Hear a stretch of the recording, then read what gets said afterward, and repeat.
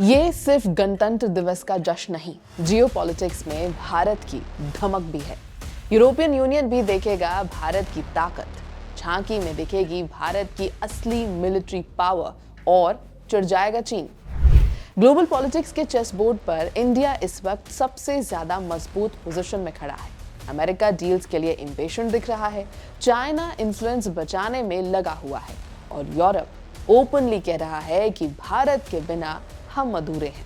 ये कोई symbolic statement नहीं है, ये ग्राउंड रियलिटी का रिफ्लेक्शन है। इसी कॉन्टेक्स्ट में इस साल यूरोपियन यूनियन के टॉप लीडर्स 26 जनवरी के रिपब्लिक डे पर चीफ गेस्ट बनकर भारत आ रहे हैं। रिपब्लिक डे पर चीफ गेस्ट का मतलब होता है सिर्फ सेरेमनी नहीं, जबकि वो देश जो भारत के साथ लॉन्ग टर्म स्ट्रेटेजिक अलाइनमेंट दिखाना चाहता हो। और जब यूरोप आ रहा है तो सिर्फ दोस्ती का पैगाम नहीं ला रहा, साथ में ला रहा है सिक्योरिटी डील्स, डिफेंस कोऑपरेशन और ट्रेड रोड मैप भी। नमस्कार, मेरा नाम है श्वेता शर्मा और आप देख रहे हैं 26 जनवरी 2026 यानी गणतंत्र दिवस पर खास कवरेज। कुछ साल पहले तक यूरोप भारत को एक फ्यूचर पोटेंशियल के तौर पर देखता था। आज सिचुएशन बिल्कुल उलट है। यूरोप को लगता है कि अगर ग्लोबल इंस्टेबिलिटी के दौर में उसे एक रिलायबल पार्टनर चाहिए तो इंडिया अनअवॉइडेबल है। रीजंस क्लियर हैं। एक तरफ रशिया यूक्रेन वॉर ने यूरोप की एनर्जी सिक्योरिटी हिला दी, तो दूसरी तरफ मिडिल ईस्ट कॉन्फ्लिक्ट्स ने ग्लोबल ट्रेड रूट्स को अनसेफ बना दिया है और तीसरी तरफ चाइना पर ओवर डिपेंडेंस का रिग्रेट भी ओपनली एक्सेप्ट किया जा रहा है। इस पूरे केओस में इंडिया एक ऐसा प्लेयर है जो पॉलिटिकली स्टेबल है, मिलिट्री के तौर पर केपेबल है, इकोनॉमिकली ग्रोइंग है और आइडियोलॉजिकली प्रिडिक्टेबल है। यूरोप के लिए ये कॉम्बिनेशन रेयर है, इसीलिए ईयू लीडर्स खुद कह रहे हैं कि इंडिया के बिना ग्लोबल बैलेंस पॉसिबल नहीं है। दिल्ली में होने वाला EU India summit normal diplomatic calendar का पार्ट नहीं लगता। इसकी टाइमिंग बहुत ही ज्यादा डेलिब्रेट मानी जा रही है। रिपब्लिक डे के आसपास ग्लोबल कॉन्फ्लिक्ट्स के बीच, यूएस इलेक्शंस के बाद, चाइना के प्रेशर टैक्टिक्स के दौर में मैसेज सटल तो है लेकिन बहुत ही लाउड, क्लियर और क्रिस्प है। यूरोप कह रहा है इंडिया सिर्फ रीजनल पावर नहीं, वो ग्लोबल डिसीजन मेकिंग का सेंटर बन चुका है। ये समिट सिर्फ डिस्कशन टेबल नहीं होगा, ये अलाइनमेंट डिक्लेरेशन होगा। सबसे इंपॉर्टेंट पिलर है सिक्योरिटी कोऑपरेशन। ईयू और इंडिया अब सिर्फ स्टेटमेंट्स तक लिमिटेड नहीं रहना चाहते। नए एग्रीमेंट्स का फोकस होगा defence collaboration, counter terrorism, cyber security और maritime safety.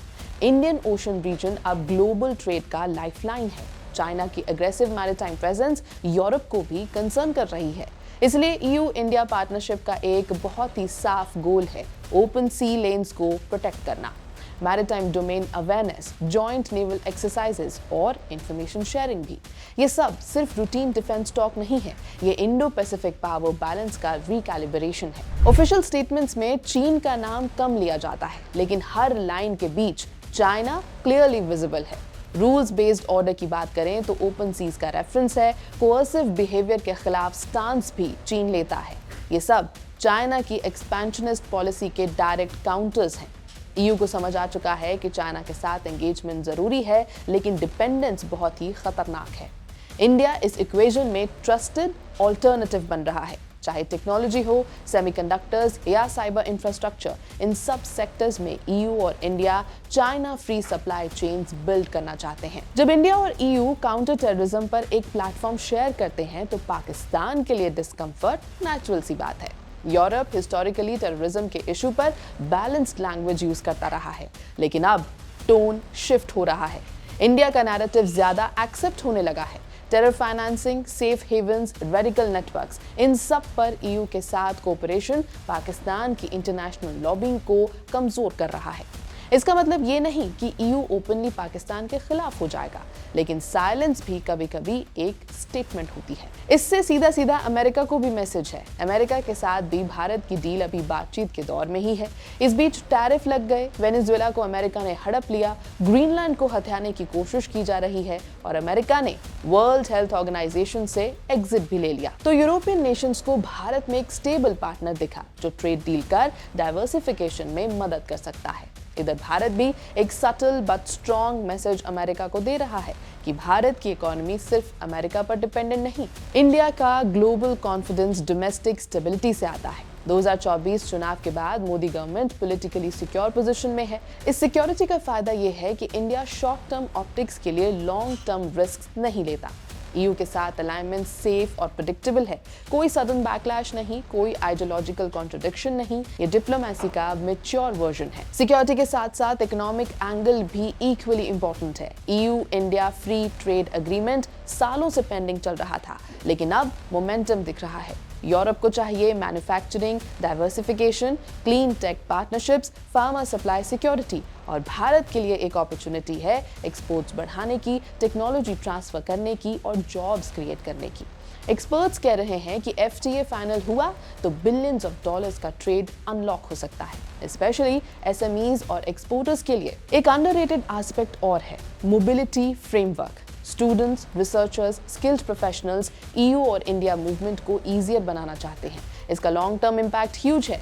Indian talent European innovation को फ्यूल करेगा और यूरोप का रिसर्च इकोसिस्टम इंडिया के स्टार्टअप्स और एकेडेमिया को बेनिफिट करेगा। ये सॉफ्ट पावर का एक क्लासिक एग्जाम्पल है। अमेरिका इस इक्वेशन को केयरफुली ऑब्जर्व कर रहा है। यूएस चाहता है इंडिया उसके कैंप में हो जाए। यूरोप चाहता है कि इंडिया एक इक्वल पार्टनर बन जाए।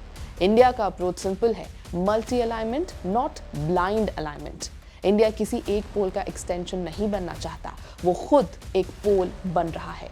ईयू इंडिया क्लोजनेस यूएस के लिए थ्रेट नहीं, लेकिन एक रिमाइंडर जरूर है। तो अगर जूम आउट करके देखें तो ये समिट सिर्फ कैलेंडर इवेंट नहीं लगता, ये बताता है कि पावर का सेंटर शिफ्ट हो रहा है, ग्लोबल साउथ की वॉइस स्ट्रांग हो रही है और वेस्ट अब लेक्चर मोड में नहीं है। यूरोप इंडिया के पास आया है, इंडिया यूरोप के पीछे नहीं गया। ये सटल डिफरेंस ग्लोबल डिप्लोमेसी में बहुत कुछ चेंज करता है। इस पूरे डेवलपमेंट का सबसे बड़ा टेकअवे ये है कि इंडिया रिएक्टिव नहीं है, इंडिया प्रोएक्टिव भी नहीं है, लेकिन रेकलेस तो बिल्कुल नहीं है। इंडिया स्ट्रेटेजिक है। जहां फायदा है वहां एंगेज करो, जहां रिस्क है वहां पॉज, और जहां बैलेंस चाहिए वहां लीड करो।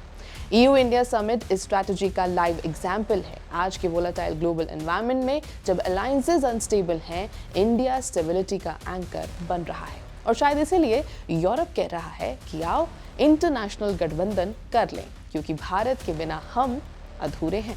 यह है एबीपी लाइव, मेरा नाम है श्वेता शर्मा।